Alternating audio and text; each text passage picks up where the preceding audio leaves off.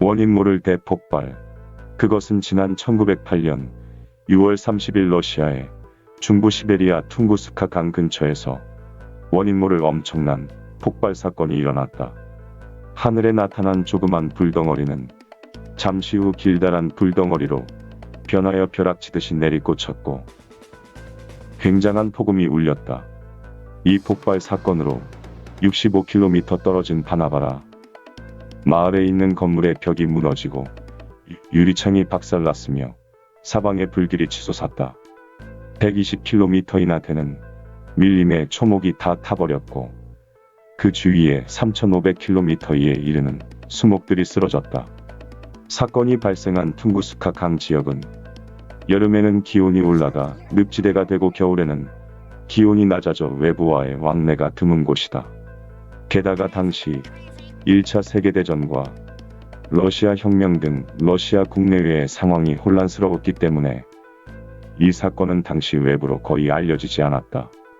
이 폭발의 충격은 TNT 폭약 약 15메가톤에 해당하는 엄청난 수준이어서 지금 이 뉴욕시 면적의 시베리아 산림이 초토화되었다. 또한 600km 떨어진 곳에 서 있던 말들이 쓰러질 정도로 그 위력은 실로 대단하였다. 지금까지 과학자들은 퉁구스카 대폭발의 이유를 운석 충돌이라고 설명했다. 다시 말하면 수십 미터 크기의 운석이 지구로 떨어지면서 일으킨 폭풍 때문에 그와 같은 일이 발생했다는 것이다. 그런데 이제는 기존의 운석 충돌 원인설이 수정될 전망인데 그것은 다름 아닌 러시아의 과학자들이 시베리아 퉁구스카 지역에서 외계 물체를 발견했다고 주장하면서 발생한 것이다.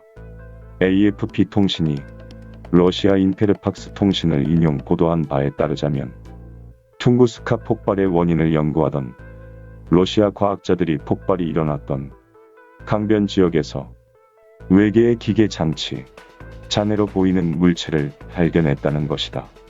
이들 과학자들은 자신들이 발견한 잔해가 지구에는 존재하지 않는 물질이라고 주장하였으며 한편 과학자들은 50kg에 달하는 암석을 발견하고 시베리아의 한 연구소로 보내져 분석 중이라고 있다고 언론은 전했다. 그렇다면 과연 진실은 무엇이며 이해할 수 없는 폭발의 정체는 무엇인가? 많은 학자들이 이 사건에 대하여 연구를 하였지만 오늘날까지도 알 수 없는 미스테리로 남아있다. 이 미스테리한 폭발에 대해 학자들은 여러 가지 주장을 하고 있다. 첫 번째 가설은 외계인에 의한 폭발이라는 주장이다. 소련의 과학자들이 사고 직후 현장을 조사하면서 이상한 광경을 목격하였다. 폭발 중심부에는 불에 타기는 했지만 쓰러지지 않고 똑바로 선 나무들이 있다는 점이다. 이것은 2차 대전 당시 히로시마와 나가사키에 떨어진 원자 폭탄 투하 후의 현상과 비슷한데 이때 당시에도 폭발 지점의 바로 밑에 있는 건물들은 쓰러지지 않았다고 한다. 그리고 폭발 직후 거대한 구름이 생겼다는 점과 퉁구스카의 동식물의 유전적 변이와 충격파도 핵폭발로 설명될 수 있다. 그러나 이때는 핵폭탄을 만들 만한 기술이 없던 시기이다. 그래서 사람들은 외계인이 지구에 와서 핵폭탄을 터뜨렸다고 주장하는 것이다. 두 번째 가설은 외계인들이 UFO를 타고 지구 상공을 지나던 중 예기치 못한 사고로 지구의 대기권에 진입하여 시베리아의 상공에서 폭발하여 흔적도 없이 사라진 것이라고 주장한다. 그러나 앞서 말한 두 가지 주장은 모두 외계 문명의 실체에 대한 확실한 증거가 없는 상황에서 신빙성이 떨어지는 주장이다. 세 번째 가설의 경우 어떤 사람들은 혜성이 지구에 충돌하여 폭발하였다는 혜성 충돌설을 주장한다. 혜성은 태양계 안에서 일정한 궤도를 돌고 있는 밝고 긴 꼬리를 가진 천체를 말하는데 얼음과 먼지, 가스 등으로 이루어져 있다. 혜성이 대기권이 진입하면서 마찰로 인해 아주 빨리 뜨거워지면 급격한 증발 현상으로 말미암아 폭발 현상을 일으킬 수 있다는 것이다. 이에 관련해 학자들은 혜성이 지구 가까이에서 폭발하면서 생긴 가스와 먼지는 사방으로 퍼져나가 구덩이나 파편이 남지 않았다고 주장한다. 그러나 이 학설은 세계 각국의 천문대에서 폭발 사건을 전후하여 혜성관측이 없었다고 밝힘으로써 그 신빙성을 잃었다. 네 번째 가설은 유성이 공중에서 폭발하였다는 주장이다. 운석은 이리듐을 많이 포함하고 있는데 지표면 중 이리듐이 대량으로 나오는 곳은 운석이 충돌한 곳으로 본다.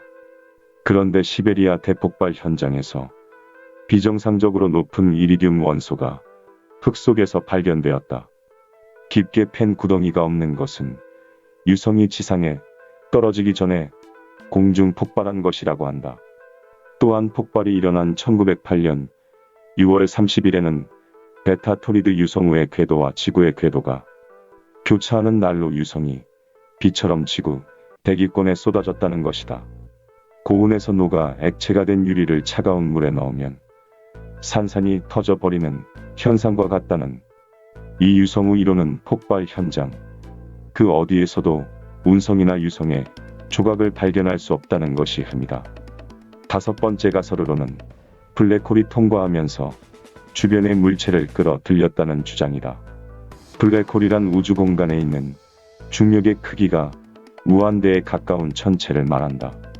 블랙홀은 엄청난 중력으로 주변의 물체를 끌어당기기 때문에 빛조차도 빠져나올 수 없다는 것이 현재까지의 정설이다. 어떤 학자들은 초소형의 블랙홀이 시베리아 지방을 통과하여 다시 우주로 빠져나갔다고 주장하고 있다.